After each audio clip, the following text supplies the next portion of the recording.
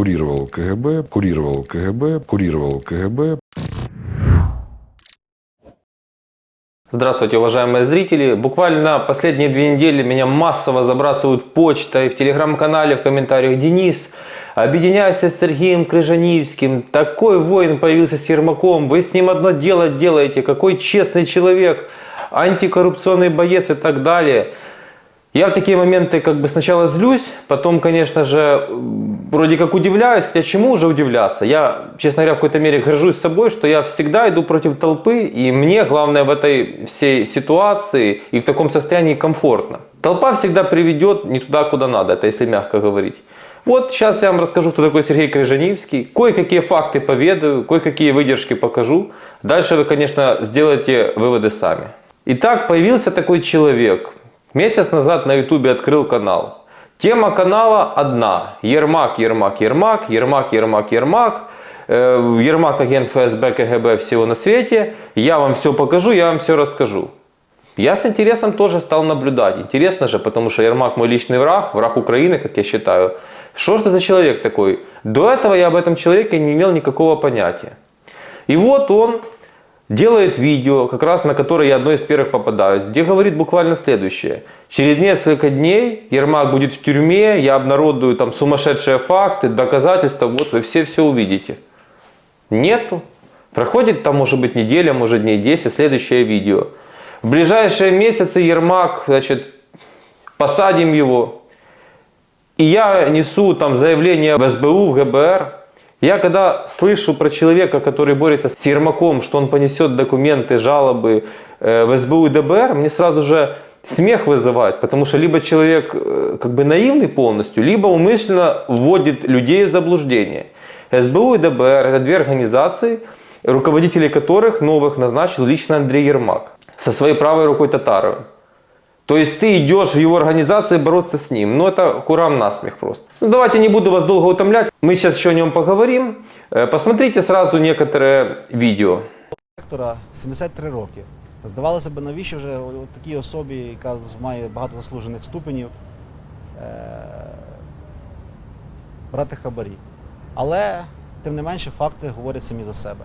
У робочому кабінеті Володимира Харченка вхоплюють за руку спецпризначенці. Він вже отримав 3 мільйони гривень з 5, котрі вимагав за поновлення на посадах колишніх співробітників університету. Посередником у цій пікантній операції нібито виступила довірена особа очільника вузу, адвокат Сергій Крижанівський. Зараз я є членом Громадської ради Національного антикорупційного бюро. Я особисто з своєї сторони буду контролювати ситуацію. Вихваляння адвоката про близькість до НАБУ зіграло з ним дурний жарт. Это было, там, не знаю, 8 лет где-то этому видео. Это когда еще было, он уже был антикоррупционным бойцом великим. Делал то же самое, правда, там с этими ректорами запачкался в какой-то истории. Так уже, первое пятнышко на биографии, а мы только начинаем. Дальше сенсационнейшие заявления. Вот это вот первое. Я вас всегда, уважаемые зрители, учу и прошу. Сразу же в биографию человека. Сразу же смотрите бэкграунд. Без бэкграунда нечего даже разговаривать.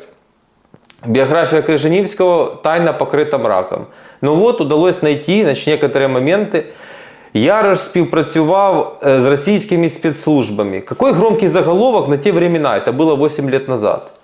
Это все вот эти вот дешевенькие трюки, громкие заголовки, обещание, что вот завтра свершится. Как оказалось, это полностью в манере этого человека. Дальше. Існує информация, что Путин там смертельно хворый. Это эти же сказочки нам сейчас рассказывает Буданов. Крижанівський, оказывается, 8 лет назад в эти сказочки играл. Путин живее всех живых, к сожалению. Прекрасно выглядит тоже, к сожалению. Ну и дальше Сурков борется за власть, там уже с кем-то. 8 лет назад боролись за власть, а Путин продолжает свои дела и даже хуже, чем тогда. Вот там идут только первые сигналы. Продолжаем. И он работал в том числе и на Турчинова, что вы понимали. То есть вы считаете, что это Турчинов? Это была Потому что я слышала версии про Левочкина, я слышала версии про Клюева. Нет. Вы считаете, что этот Майдан организовал Турчинов? Конечно. И не просто организовал. Это была спланированная акция. Сергей Викторович, потом дальше работали... Но вы же отдаете себе отчет, что когда будут смотреть этот эфир, найдутся люди... Это не я. Мое дело задавать только вопросы. Но найдутся другие люди, которые скажут, а Крижановский пришел в эфир мочить Юлю конкретно. Нет, почему? Это Юля- чья-то задача. Вот Майдан, как оказалось, у Крыжанівського, который сейчас на своем канале показывает, как он на этом Майдане героически выступал, а туда, конечно, просто так не пускали выступать, чтобы вы просто знали, кто может еще наивнее, чем я думал. Вот он считает, что Майдан спланирован Турчиновым. Вот такие вот дела. Кого вы можете назвать из наших политиков с сердцем? Кого? Многие. Многие политики у нас сейчас Ну, кто, например? позиционируются. Кто? Ну, во-первых, я бы сказал, что я очень хорошо отношусь к нынешнему президенту Порошенко Петру. Я очень хорошо отношусь к Яценюку. Я очень хорошо отношусь к Турчинову. Это всегда трогательно, когда хорошо относятся к власти действующей. Это подкупает. Скажу вам честно. Дело в том, что если брать из старой команды, я очень хорошо отношусь к Маломужу Николаю. Я очень хорошо отношусь к Марчаку Евгению Кирилловичу. Я очень хорошо отношусь к Кучме. Слышали фаворитов в политике Крыжанівського? Петя и Кучма особо настораживают. Вы занимаетесь политическим консалтингом. Кто является вашим клиентом?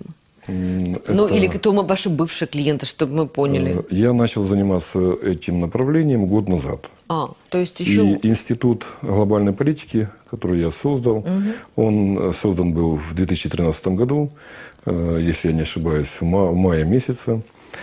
Это учреждение, которое сейчас претендует стать научно-исследовательским. Институт всемирной политологии, а ВОЗ и ныне там. То есть я вам хочу сказать, что такие люди всегда во время любого кипиша в Украине стараются по этому социальному лифту по-украински взорваться в самый верх. Я уже рассказывал на примере Арестовича, Казаков, Гаврилюков, Поросюков. Но дальше следует у всех один и тот же итог. Что случилось и с Крыжанівським? А сейчас у него новый шанс. Молчал. Год уже идет война. И тут резкий борец с Ермаком нарисовался. Вчера изучала подробно, и у меня возникла масса вопросов. Я им их задам, если вы не возражаете. Смотрите, конечно, в интернете пишут все что угодно. Пишут, что вы там ЦРУшник, что вы очень плотно связаны с КГБ, и вы служили в КГБ. Но вы же сейчас сами расскажете. Вы закончили Новосибирское военное училище, насколько я понимаю, и по специальности офицер-политработник. Попали в ВДВ, а в ВДВ там кто хочет... Вы политруком там работали или нет? Немножко. Немножко работали. Ну, какие обязанности исполняли политруки, мы тогда знаем в советское время. И после этого вы, когда вы демобилизовались из армии, насколько я понимаю... Нет, я ушел с армии по ограниченному состоянию здоровья. Я приехал в 1989 году в Киев. Да. Это было 15 июля, как раз 25 лет назад. И год вы проработали в управлении внутренних дел. Вы в каком звании ушли? Я ушел с армии старшим лейтенантом. Да. Здесь я получил капитана. И дальше я стал полковником. Подождите, до полковника мы еще дойдем. Вот вы пришли в городское управление УВД. Да. Вы кем там работали? Я был с инструктором по политической части в Дарницком райотделе милиции. То есть вы были опять политруком? Да. Дальше меня перевели в Дарницкий райком партии. А почему вы год только проработали так мало? Меня перевели в Дарницкий райком партии. Я отвечал за... Курировал КГБ, прокуратуру, суды. Я был орговиком. И уже после работы в Дарницком райкоме партии меня перевели и назначили на должность генерального директора Ассоциации предпринимателей Дарницы. Вот видите, ничего этого в вашей биографии нет, и ничего этого нет в интернете. Потому что там 8 лет пробел, и вдруг написано там, что в таком-то году, там, по-моему, в 98-м вы начали работать, вы начали адвокатскую практику. Из политрука в адвокаты, это так, знаете... Да, я окончил в 96-м году юридический факультет университета Шевченко. В 90-м году я поступил, год я пропустил, потому что много очень было загранкомандировок, у меня был академ-отпуск. И в 96-м году я получил квалификацию правоведа. Я знаю, что одно время, вот сейчас вы не любите Тимошенко, насколько я поняла, по каким-то вашим репликам, но одно время вы к ней относились очень лояльно, и у меня вот... Советую вам вот этот отрезок про КГБ особенно в памяти отложить и запомнить. И поверьте мне, случайно таких вещей не бывает. И даже Влащенко ему говорит, это медиаэскортница известная, о том, что пятна вашей биографии, 8 лет с биографии куда-то пропало.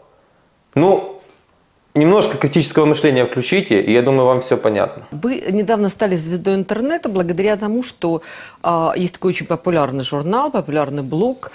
Я его называю проект, потому что я совсем не уверена, что это ведет один человек. И сэр 3М, да, разные люди называют разных людей, что они ведут. Я думаю, что это не один человек, но вот мой редакторский опыт видит разную руку. Возможно, это просто секретарь одного человека, не знаю.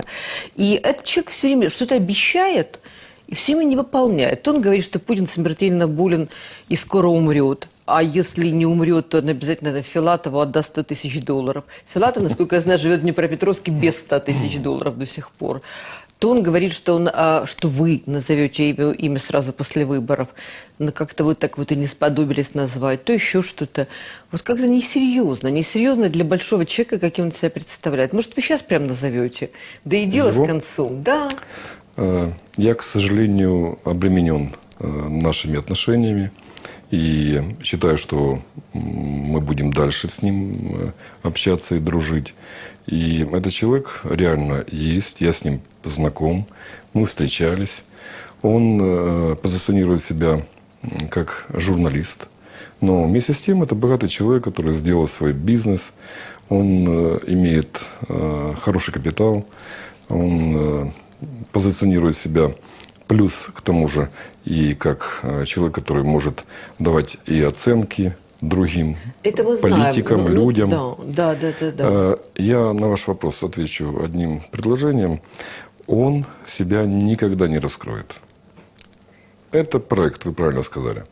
Но это ведет его только один человек. У него просто разное настроение бывает, поэтому и слов может Тогда быть такое. скажите ему, что слово носит сакральное, совершенно сакральное. Если мужчина говорит «да», то это «да», если нет, то нет. То есть, посмотрите, у него уже в те времена одна сплошная трепотня. То же самое, что и сейчас. Громкие обещания, разоблачения, посадки, сенсации, интриги, расследования. По факту пшик, ноль, ничего. Ну и смотрим завершающее видео. Был, и все было. Они не ожидали, что я приеду. Они были шокированы этим. Я предупредил, что если будет ликвидация меня, то ликвидируют их близких людей. А потом их. Ну, вы же знаете, жизнь такова. Ну, такой серьезный человек. Ну, приходится.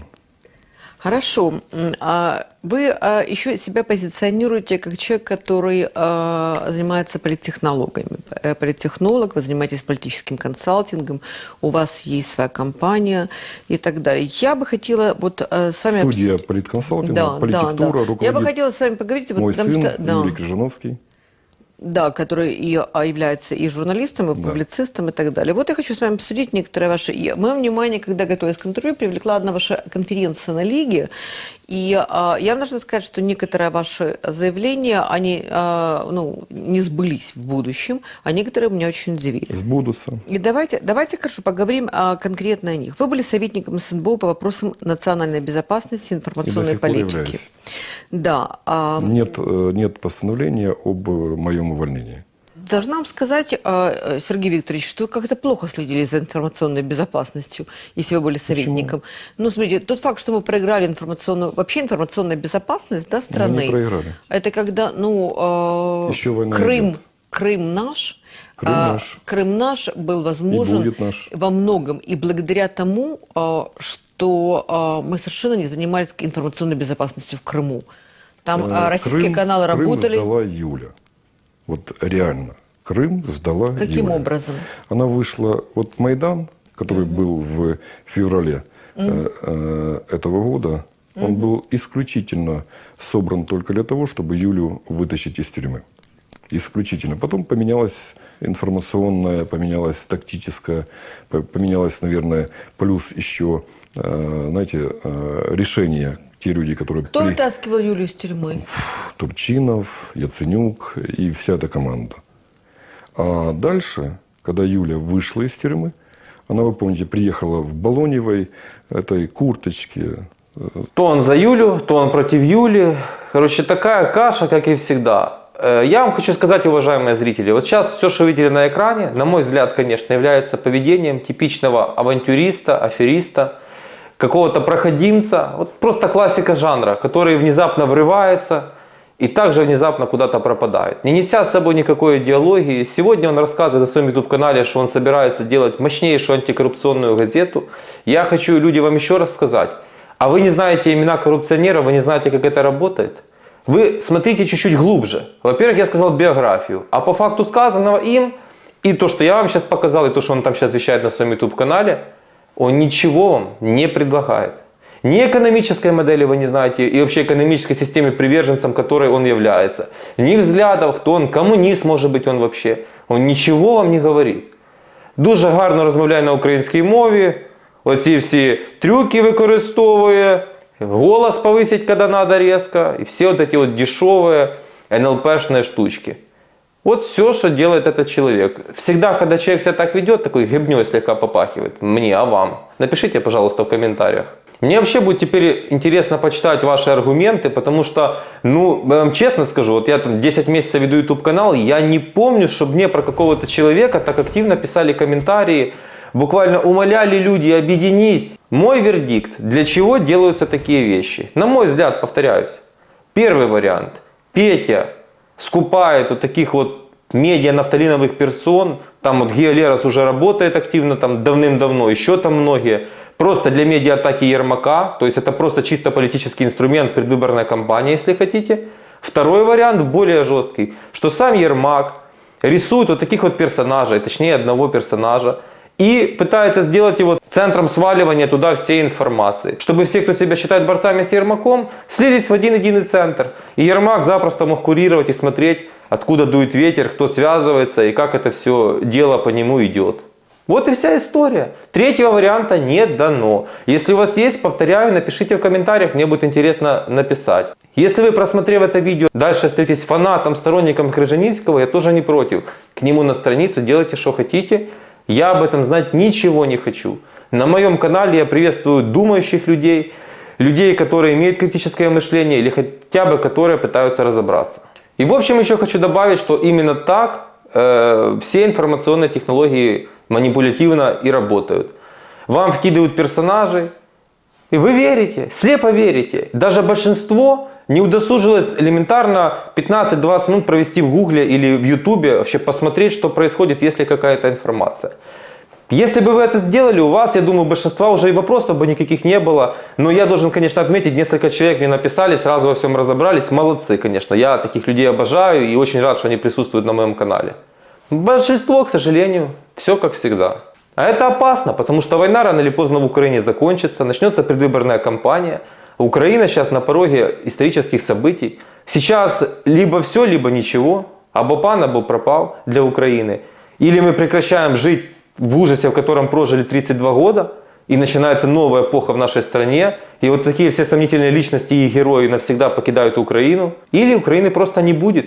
Или она будет каким-то непонятным государством, или случится военная диктатура, и мы будем, не дай бог, европейские Сирией, Афганистаном. Ну, понимаете, немного вариантов осталось. Я призываю вас, думайте и критически начинайте мыслить. Потому что вы все ждете мессию, там, назови, кто должен быть президентом, у тебя все плохие. Каждый из вас должен уже закатать рукава, начать разбираться и менять страну, и становиться политической силой. Потому что мессия придет только на информационных технологиях вот таких и тому подобных персонажей. И будет с Украиной то же самое, что мы наблюдали все эти годы. Спасибо всем, кто досмотрел это видео до конца. Новые люди, прошу, подпишитесь, поставьте колокольчик, точно не пожалеете. Пишите комментарии. Пока.